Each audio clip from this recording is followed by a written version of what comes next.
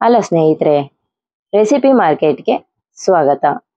ಇವತ್ತು ಒಂದು ರುಚಿಕರವಾದ ನುಗ್ಗೆಕಾಯಿ ಸಾಂಬಾರ್ ಮಾಡೋದು ಹೇಗೆ ಅಂತ ನೋಡ್ಕೊಂಬರೋಣ. ಅದಕ್ಕೂ ಮುಂಚೆ ಇನ್ನು ಯಾರೆಲ್ಲ ನಮ್ಮ ಚಾನೆಲ್ನ ಸಬ್ಸ್ಕ್ರೈಬ್ ಮಾಡಿಲ್ಲ, ದಯವಿಟ್ಟು ಸಬ್ಸ್ಕ್ರೈಬ್ ಮಾಡಿ. ಈ ವಿಡಿಯೋ ಇಷ್ಟ ಆಗಿದ್ರೆ ಲೈಕು, ಕಮೆಂಟು, ಶೇರ್ ಕೂಡ ಮಾಡಿ. ಈ ಸಾಂಬಾರಿಗೆ ಬೇಕಾಗಿರುವಂಥ ಸಾಮಗ್ರಿ ಏನು ಅಂತ ನೋಡ್ಕೊಂಬರೋಣ. 2 ಟೊಮೆಟೊ, 1 ಈರುಳ್ಳಿ, ಸ್ವಲ್ಪ ಕೊತ್ತಂಬರಿ ಸೊಪ್ಪು, ತೊಗರಿಬೇಳೆ, ಒಗ್ಗರಣೆಗೆ ಬೇಕಾಗಿರುವಂತಹ ಕರಿಬೇವು, ಜೀರಿಗೆ, ಸಾಸಿವೆ, ಮೆಣಸು ಮತ್ತು ಸ್ವಲ್ಪ ಕಾಯಿ.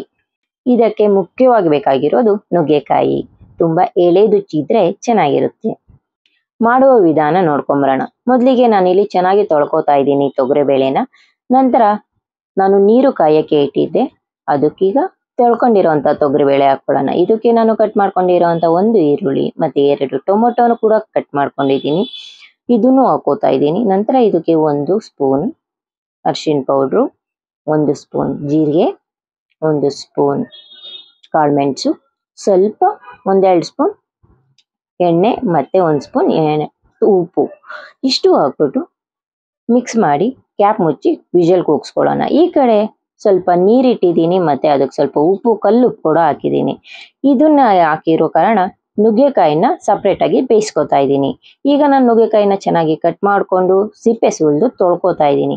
ಈ ತೊಳ್ಕೊಂಡಿರುವಂಥ ನುಗ್ಗೆಕಾಯಿನ ಕಾಯ್ತಾ ಇರೋ ನೀರಿಗೆ ಹಾಕೊಳ್ಳೋಣ. ಇದನ್ನು ನಾನು ಸಪ್ರೇಟ್ ಆಗಿ ಬೇಯಿಸ್ಕೊತಾ ಇದ್ದೀನಿ. ಅದ್ರ ಜೊತೆಗೆ ಒಂದು ಚಿಕ್ಕದಾಗಿರುವಂತಹ ಒಂದು ಆಲೂಗಡ್ಡೆ ಕೂಡ ಹಾಕೋತಾ ಇದ್ದೀನಿ.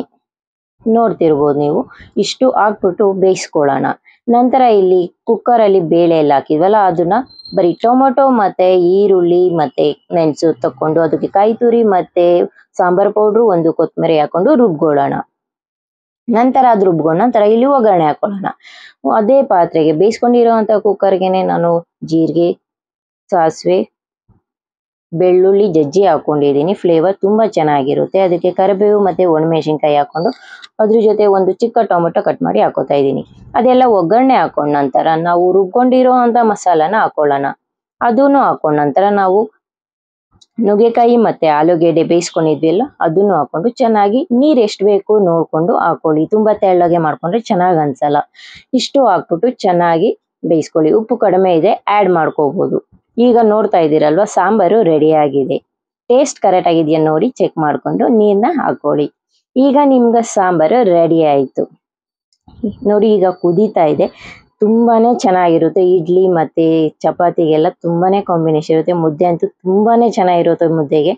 ಈ ವಿಡಿಯೋ ನಿಮಗೆ ಇಷ್ಟ ಆಗಿದ್ರೆ ದಯವಿಟ್ಟು ಸಬ್ಸ್ಕ್ರೈಬ್ ಮಾಡಿ. ಹಾಗೆ ಈ ವಿಡಿಯೋ ನಿಮಗೆ ತುಂಬಾನೇ ಇಷ್ಟ ಆಗಿದೆ ಅಂದ್ರೆ ಒಂದು ಲೈಕ್ ಕೊಟ್ಟು ಶೇರ್ ಮಾಡಿ ಅಂತ ಕೇಳ್ಕೊತಾ ಇದ್ದೀನಿ.